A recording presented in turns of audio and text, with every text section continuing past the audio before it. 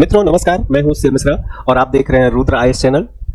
ये ऐसा चैनल है जो आपको बेहतरीन जानकारियां बहुत ही बेसिक कॉन्सेप्ट्स के साथ प्रोवाइड करता है और हमारा उद्देश्य है सर जटिल समस्याओं का यानी पढ़ाई लिखाई से रिलेटेड जो समस्याएं हैं उनका समाधान करना।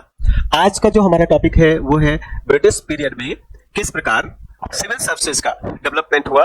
उससे पहले आज हम जान लेते हैं कि लोक सेवाएं क्या होती हैं या लोक सेवाओं से संबंधित आज क्या व्यवस्था या क्या प्राविधान है।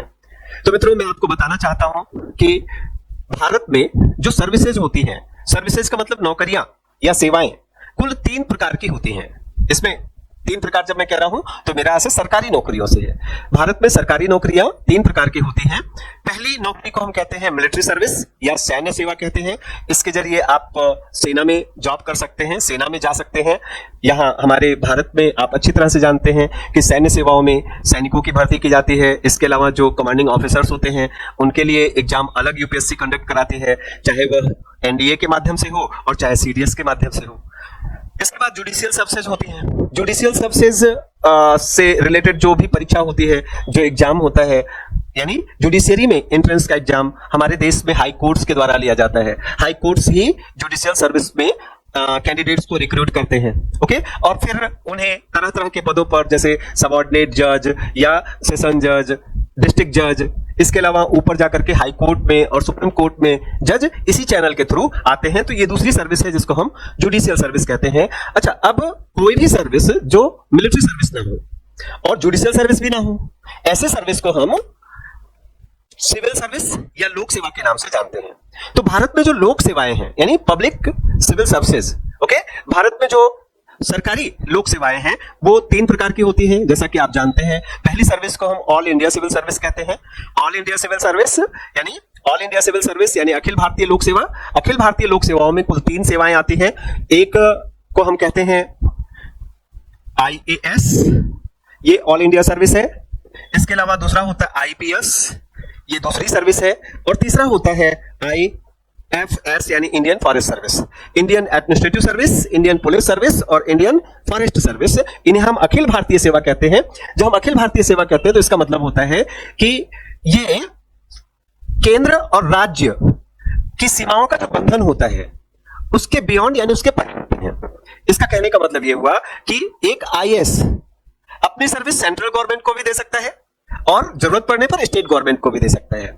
नॉर्मली क्या होता है कि जो सेंट्रल गवर्नमेंट के एम्प्लॉय होते हैं वो स्टेट सर्विसेज में या स्टेट गवर्नमेंट के अधीन अपनी नौकरी नहीं कर सकते हैं। इसी तरह से स्टेट गवर्नमेंट के जो एम्प्लॉय होते हैं वो सेंट्रल गवर्नमेंट में जॉब नहीं कर सकते हैं या सेंट्रल गवर्नमेंट के किसी डिपार्टमेंट में काम नहीं कर सकते हैं। लेकिन इन सीमाओं से परे जो ऑल इंडिया सर्विस होती है, ऑल इंडिया सर्विस के जो भी सर्वेंट्स होते हैं, सिविल सर्वेंट्स होते हैं, चाहे वो आईएएस हो, चाहे वो आईपीएस हो, चाहे वो इंडियन फॉरेस्ट सर्विस के एम्प्लॉय हो, ये स्टेट गवर्नमेंट और सेंट्रल गवर्नमेंट दोनों को ही अपनी सर्विस प्रोवाइड कर सकते हैं। तो ये 3 सेवाएं, केवल 3 सेवाएं हैं जिन्हें हम ऑल इंडिया सिविल सर्विस कहते हैं। और अगर कभी नीड पड़े, कभी जरूरत पड़े और चौथी ऑल इंडिया सिविल सर्विस भी बनानी हो, एक चौथी ऑल इंडिया सिविल सर्विस का भी निर्माण या गठन करना हो तो यह कार्य राज्यसभा के द्वारा किया जाता है। ऐसा हमारे संविधान में प्राविधान किया गया है। ऑल इंडिया सिविल सर्विसेज के बाद जो दूसरी सर्विस होती है, दूसरी सेवा होती है, उसे हम केंद्रीय सेवा कहते हैं। यानी जो लोग केंद्रीय सेवा या सेंट्रल सर्विसेज में जॉब करते हैं वो सेंट्रल गवर्नमेंट के एम्प्लॉय कहलाते हैं। जैसे भारतीय रेल में काम करने वाले लोग, जैसे इंडियन पोस्ट ऑफिस में काम करने वाले लोग, जैसे इंडियन टेलीकम्युनिकेशन सेक्टर में काम करने वाले लोग, इंडियन स्टैटिस्टिकल सर्विसेज में काम करने वाले लोग, इंडियन इंजीनियरिंग सर्विसेज में काम करने वाले लोग, इंडियन रेवेन्यू सर्विसेज में काम करने वाले लोग, ये सारे के सारे लोग सेंट्रल गवर्नमेंट के एम्प्लॉय होते हैं। ये स्टेट गवर्नमेंट को अपनी सेवा, राज्य सरकार को अपनी सेवा नहीं दे सकते हैं। इसके अलावा जो तीसरा सिविल सर्वेंट्स का तीसरा ग्रुप है उसको हम स्टेट पब्लिक सर्विसेज कहते हैं। राज्य लोक सेवा, तो राज्य लोक सेवा के जो भी अधिकारी होते हैं उनका चयन करना यानी उनका सिलेक्शन, उनका रिक्रूटमेंट करना, ये राज्य स्तर पर लोक सेवा आयोग होता है उसके द्वारा किया जाता है। और फिर ये अधिकारी डिफरेंट डिपार्टमेंट्स में, अलग अलग विभागों में अपनी सेवा राज्य स्तर पर प्रदान करते हैं। ये अपनी सेवा केंद्र सरकार को किसी भी स्थिति में प्रोवाइड नहीं कर सकते। ये लोग राज्य सरकार के कर्मचारी हैं और राज्य सरकार द्वारा ही इन्हें सैलरी दी जाती है, वेतन दिया जाता है। ओके, हमारे मध्य प्रदेश में राज्य लोक सेवा के कैंडिडेट्स यानी राज्य लोक सेवा के अधिकारियों का चयन करने के लिए मध्य प्रदेश लोक सेवा आयोग, जो कि एक कॉन्स्टिट्यूशनल बॉडी है, बनाया गया है।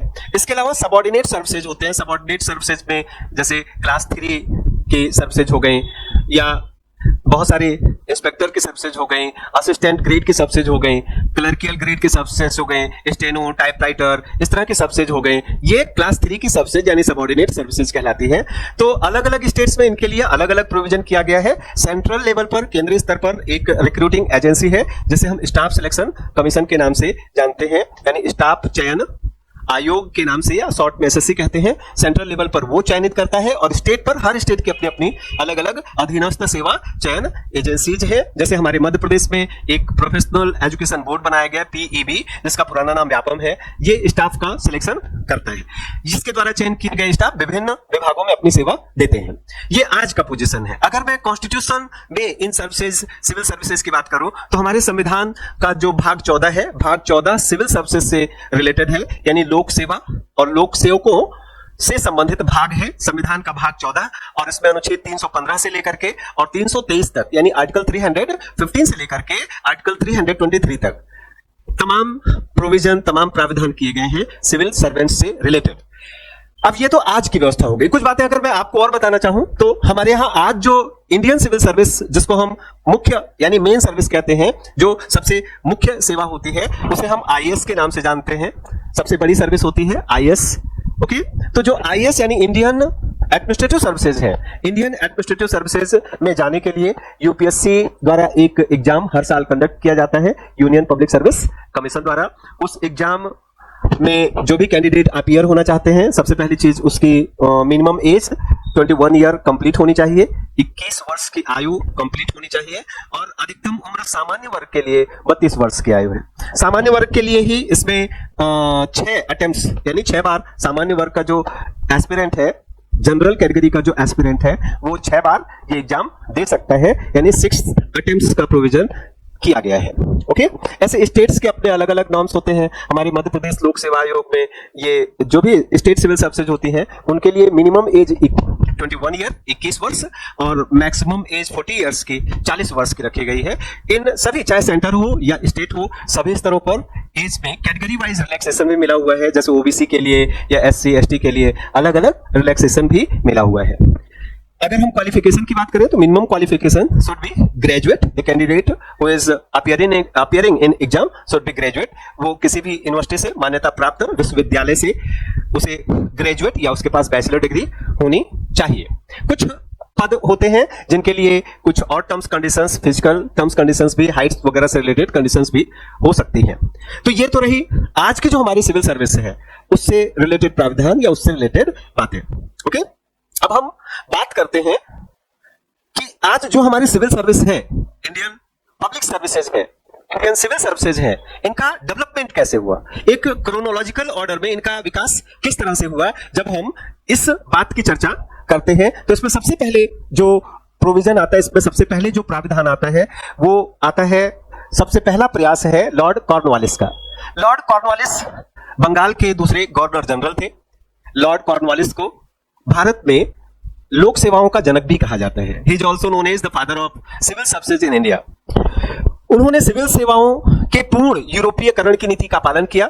इसका मतलब होता है कि वो चाहते थे कि जो सिविल सर्विसेज होती हैं, सिविल सर्विसेज में जो हायर पोस्ट होते हैं यानी उच्च पद होते हैं, उस पर किसी भारतीय की भर्ती ना की जाए, यानी पूरी तरह से यूरोपियंस ही सिविल सर्वेंट होने चाहिए, इंडियंस सिविल सर्वेंट नहीं नियुक्त किए जाने चाहिए। सिविल सेवकों की नियुक्ति से संबंधित जो प्रोविजंस उनके टाइम में किए गए थे, तो सिविल सर्वेंट्स की नियुक्ति बोर्ड ऑफ डायरेक्टर्स यानी जो निदेशक मंडल होता था लंदन में, कंपनी का, ईस्ट इंडिया कंपनी का एक निदेशक मंडल था जिसमें एक डायरेक्टर जनरल और 24 अन्य सदस्य होते थे।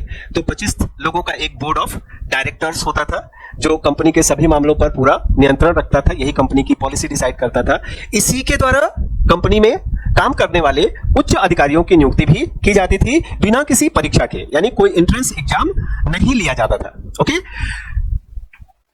ईस्ट इंडिया कंपनी में उच्च अधिकारी बनने के लिए जो मिनिमम एज थी वो 19 ईयर थी और मैक्सिमम एज 21 ईयर थी, यानी 19 से लेकर 21 वर्ष की आयु के बीच में रिक्रूट किए जाते थे कैंडिडेट्स को बोर्ड ऑफ डायरेक्टर्स द्वारा। जाहिर सी बात है, अगर बोर्ड ऑफ डायरेक्टर्स रिक्रूट करना है तो जो हायर सिविल सर्विसेज हैं उनमें एंट्री पाने वाले लोग बहुत ही एलिट क्लास से, बहुत ही उच्च परिवारों से हुआ करते थे, यानी छोटे मोटे परिवारों के इसमें एंट्री पॉसिबल नहीं थी। ऐसा कहा जाता है कि जब लॉर्ड कॉर्नवालिस ने ये पूरी पॉलिसी बनाई तो उस समय ईस्ट इंडिया कंपनी के जो एम्प्लॉइज होते थे उनकी सैलरी पूरी दुनिया में, सभी एम्प्लॉइज पूरी दुनिया में जहां कहीं भी सिविल सर्विसेज थी उनमें सबसे अधिक थी। ऐसा प्रोविजन सिर्फ इसलिए किया गया था कि ईस्ट इंडिया कंपनी के अधीन काम करने वाले जो अधिकारी हैं वो अपने जीवन को चलाने के लिए उन्हें घूस वगैरह ना लेना पड़े या करप्ट एक्टिविटीज में इन्वॉल्व ना होना पड़े। वो एक डिग्निटीफुल लाइफ, एक गरिमामयी जीवन, एक इज्जत का जीवन आराम से जी सके। उनके पास इतने फाइनेंशियल रिसोर्सेज हो, उन्हें तमाम तरह के आलीशान सुख सुविधाएं भी मुहैया कराई जाती थी कंपनी के द्वारा। कंपनी की जो सेवाएं थी, कंपनी की सेवाओं को दो भागों में बांटा गया था। पहला कॉन्वेनेंट सर्विसेज और दूसरा non covenant services. Covenant services का मतलब upper class of civil services और नॉन कॉन्वेनेंट सर्विसेज का मतलब हो गया कि जो कॉन्वेनेंट के अधीन उनके सबऑर्डिनेट के तौर पर काम करने वाले एम्प्लॉय हैं उन्हें हम नॉन कॉन्वेनेंट एम्प्लॉयज के नाम से जानते थे। लॉर्ड वेलेजली आते हैं। Lord Wellesley governor general of Bengal. Lord Wellesley ने सन 1800 में कलकत्ता में सिविल सेवकों के प्रशिक्षण के लिए एक कॉलेज की स्थापना की, जिस कॉलेज का नाम फोर्ट विलियम कॉलेज रखा गया। हालांकि कंपनी के जो बोर्ड ऑफ डायरेक्टर्स के मेंबर्स थे उन्होंने वेलेजली के इस प्रपोजल को एक्सेप्ट नहीं किया और 1806 में उनकी ट्रेनिंग के लिए ईस्ट इंडिया कंपनी ने लंदन में ही एक कॉलेज की स्थापना की जिसका नाम था हैलीबरी कॉलेज। तो जो भी सिविल सर्वेंट्स रिक्रूट किए जाते थे कंपनी के लिए वो लंदन में ही हैलीबरी कॉलेज में उनकी पहले ट्रेनिंग होती थी और ट्रेनिंग के बाद फिर उन्हें भारत में भेजा जाता था। इसके बाद चार्टर एक्ट ऑफ 1833 की बात करते हैं। 1833 का चार्टर एक्ट आया। 1833 के चार्टर एक्ट में जो बोर्ड ऑफ डायरेक्टर्स के मेंबर थे, यानी जिसकी चर्चा अभी मैंने थोड़ी देर पहले की कि कंपनी का बोर्ड ऑफ डायरेक्टर्स था जिसमें एक अध्यक्ष और 24 सदस्य होते थे। तो 25 लोगों का एक बोर्ड ऑफ डायरेक्टर्स था जो कंपनी के सभी मामलों में महत्वपूर्ण निर्णय या डिसीजन मेकिंग किया करता था। इसके अलावा कंपनी पर सरकार का भी अच्छा कंट्रोल रहे, कंपनी पर सरकार का भी अच्छा नियंत्रण रहे, इसके लिए एक बोर्ड ऑफ कंट्रोल बनाया गया था। तो इस 1833 के एक्ट से बोर्ड ऑफ कंट्रोल के जो मेंबर्स थे, यानी नियंत्रक मंडल जिसे हम कहते थे, नियंत्रक मंडल के सदस्यों को भी ये राइट, ये अधिकार, ये पावर दिया गया कि वो कंपनी के कुछ सिविल सर्वेंट्स नॉमिनेट कर सकते हैं या रिक्रूट कर सकते हैं, उन्हें भी ये अधिकार मिल गया। इसके बाद चार्टर एक्ट ऑफ 1853 आया। 1853 का चार्टर एक्ट आया। इसमें अनिवार्य कर दिया गया कि भारत में जो भी सिविल सर्विसेज होंगी, जो भारतीय सिविल सर्वेंट्स हैं, वो सभी सर्वेंट्स रिक्रूट किए जाएंगे। एक प्रतियोगी परीक्षा के माध्यम से, एक कॉम्पिटिटिव एग्जाम के माध्यम से उनका रिक्रूटमेंट किया जाएगा। तो 1855 में, 1855 में पहली बार इंडियन सिविल सर्वेंट्स को यानी आईसीएस को रिक्रूट करने के लिए पहली बार 1855 में लंदन में परीक्षा का आयोजन किया गया। एकमात्र सेंटर था लंदन। जो कोई भी इस परीक्षा में पार्टिसिपेट करना चाहता हो, यानी कोई एस्पिरेंट अगर आईसीएस एग्जाम में पार्टिसिपेट करना चाहता हो तो उसके लिए कुछ शर्तें थी। पहली शर्त तो ये थी कि उसकी एज, उसकी उम्र 18 से और 23 साल के बीच में होनी चाहिए। उसकी दूसरी कंडीशन, उसकी दूसरी शर्त ये थी कि उसे अंग्रेजी भाषा और साथ साथ संस्कृत भाषा का अच्छा नॉलेज होना चाहिए। और तीसरी और सबसे महत्वपूर्ण बात ये थी कि उसे ये परीक्षा देने के लिए लंदन आना होगा। तो इस तरह से उस समय किसी भी भारतीय के लिए आईसीएस एग्जाम देना एक बहुत ही टफ जॉब था, एक बहुत ही मुश्किल काम था। लेकिन फिर भी 1864 में, 1864 में सत्येंद्रनाथ टैगोर जी, सत्येंद्रनाथ टैगोर जो कि रविंद्र नाथ टैगोर के बड़े भाई थे, उन्होंने पहली बार ये आईसीएस एग्जाम क्वालिफाई किया, उन्होंने ये एग्जाम क्लियर किया और इस तरह से सत्येंद्रनाथ टैगोर भारत के पहले आईसीएस ऑफिसर बने, यानी first Indian to be the ICS officer, यानी पहले भारतीय जिन्हें आईसीएस के रूप में सिलेक्ट किया गया। इसके बाद लॉर्ड मैकाले की अध्यक्षता में एक कमेटी बनी, एक समिति बनी।